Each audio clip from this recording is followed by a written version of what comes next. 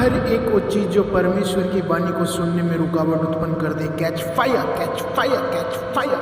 God bless you all. और परमेश्वर ने 7वें दिन को आशीष दी और पवित्र ठहराया, क्योंकि उसमें उसने सृष्टि की रचना के अपने सारे काम से विश्राम लिया। हमारे प्रभु यीशु मसीह के परमेश्वर और पिता का धन्यवाद हो कि उसने हमें मसीह में स्वर्गीय स्थानों में सब प्रकार की आशीष दी है। हालेलुया। उसने हमें चुन लिया, पहले से ठहराया कि उसके लिए पालक पुत्र हो, कि उसके अनुग्रह की महिमा की स्तुति हो।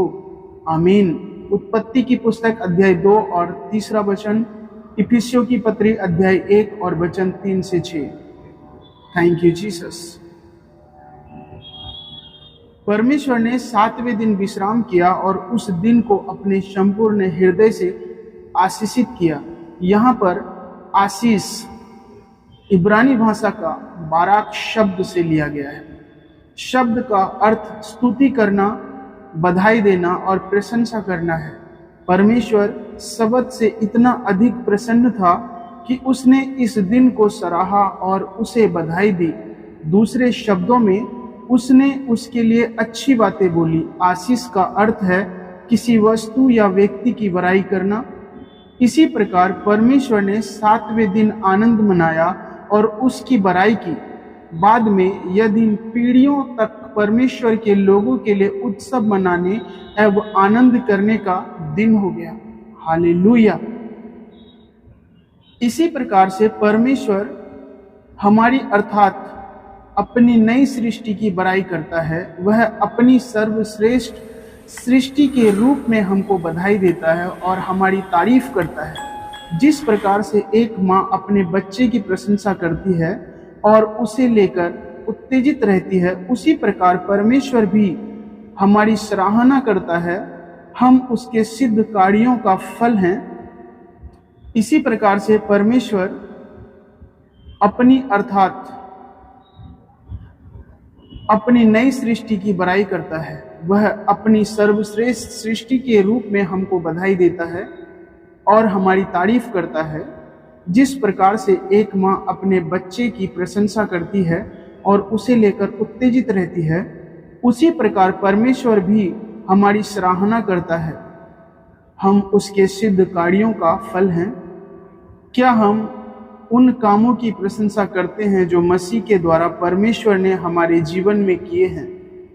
क्या हम उसके द्वारा प्रदान किए गए नए जीवन की महानता का हिम्मत के साथ अंगीकार करते हैं? ऐसा करने के द्वारा हम अपनी बाराक प्रशंसा नहीं करते, बल्कि परमेश्वर की बाराक स्तुति करते हैं, जिसने हमको सारी रचना में सर्वश्रेष्ठ बनाया है। आमीन। हालेलुया। कृपया परमेश्वर के निमित्त अपने बारे में कोई बुरी बात ना बोलें, क्योंकि शैतान आपको आपके जीवन के बारे में नकारात्मक बातें बोलने के लिए प्रेरणा देता है। सावधान रहें। यदि आप कहते हैं कि मैं तो कीड़ा हूँ, बेकार हूँ, कमजोर हूँ, असफल हूँ, सदैव बीमार रहता हूँ, तो आप परमेश्वर द्वारा किए गए कार्यों की बुराई करते हैं और आप अपने जीवन में कुछ हासिल नहीं कर पाएंगे। यह पूर्ण रूप से परमेश्वर के दृष्टिकोण और उसकी प्रशंसा के विपरीत है।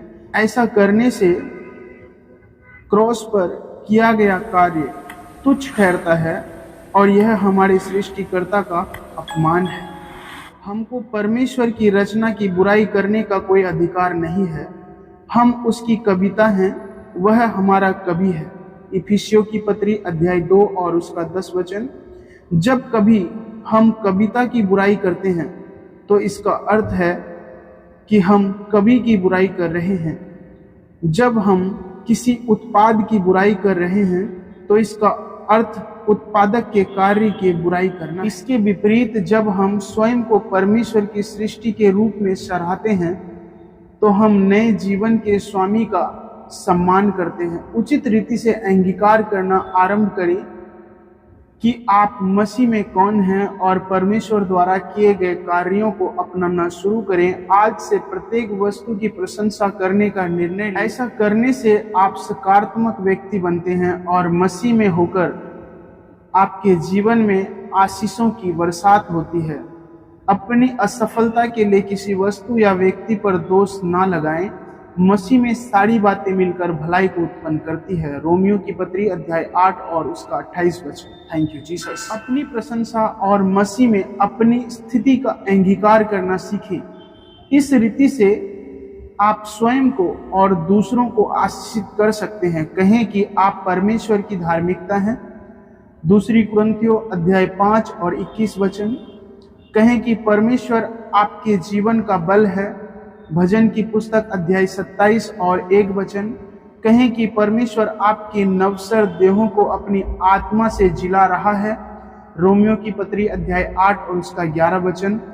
बोले कि आप परमेश्वर का जोए जीवन है, जिसका अर्थ उसका स्वभाव, उसकी योग्यता और उसका चरित्र आप में है। कहें कि आप देशों के लिए आशीष बनेंगे।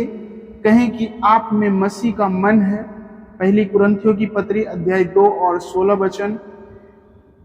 कहें कि आप पवित्र आत्मा का मंदिर हैं। पहली कुरिन्थियों की पत्री अध्याय 3 और उसका 16 वचन। कहें कि उसकी महिमा आप में चमक रही है। कहें कि आप और परमेश्वर एक हैं। पहली कुरिन्थियों की पत्री अध्याय 7 और 26 वचन। कहें कि आप पहले ही शैतान पर जयवंत हो चुके हैं। कहें कि आप पहले ही शैतान पर जयवंत हो चुके हैं। पहला यूहन्ना की पत्री अध्याय 2 और 15 वचन। कहें आप संपन्न होंगे और देशों को ऋण देंगे। व्यवस्था विवरण की पुस्तक अध्याय 28 और 13 वचन। कहें कि आप परमेश्वर के राज्य और याजक हैं। प्रकाशित वाक्य अध्याय 1 और उसका 6 वचन। कहें कि आपके मुख से निकली प्रत्येक बात धार्मिकता की है और उसमें से कुछ भी भ्रष्ट नहीं है। नीति वचन अध्याय 8 और उसका 8 वचन। Thank you Jesus. यदि हम स्वयं को मसीह में होकर देख पाते हैं तो हमारे पास शिकायत करने और दुख मनाने के लिए कुछ न होगा। तब हम प्रत्येक विश्वासी के अंदर स्वयं को देखने लगेंगे और परमेश्वर के लोगों को प्रोत्साहित करने वाले जन बन जाएंगे। परमेश्वर का प्रेम हम में होकर उमड़ने लगेगा और हम प्रत्येक जन पर भरोसा, आशा और विश्वास करने लगेंगे। हमारा नकारात्मक और आलोचनात्मक स्वभाव समाप्त हो जाएगा। स्मरण रखें, मनुष्य का प्रथम दिन परमेश्वर का 12 दिन है। मनुष्य की रचना करने के पश्चात परमेश्वर अति प्रसन्न हुआ और आनंद मनाने लगा। सारा स्वर्ग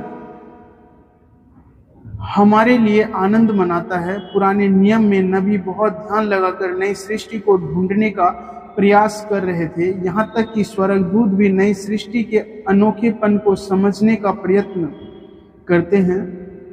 पतरस की पहली पत्री अध्याय 1 और उसका 12 वचन। अपने नए स्वभाव में उस हर एक बात पर हंसी जो मसीह में हमारी पहचान के विपरीत बात करता है। आज हम एक बाराक व्यक्ति बने। Thank you Jesus. Hallelujah. Thank you Jesus. इस चैनल को लाइक करें, शेयर करें और सब्सक्राइब करें। The best is coming next.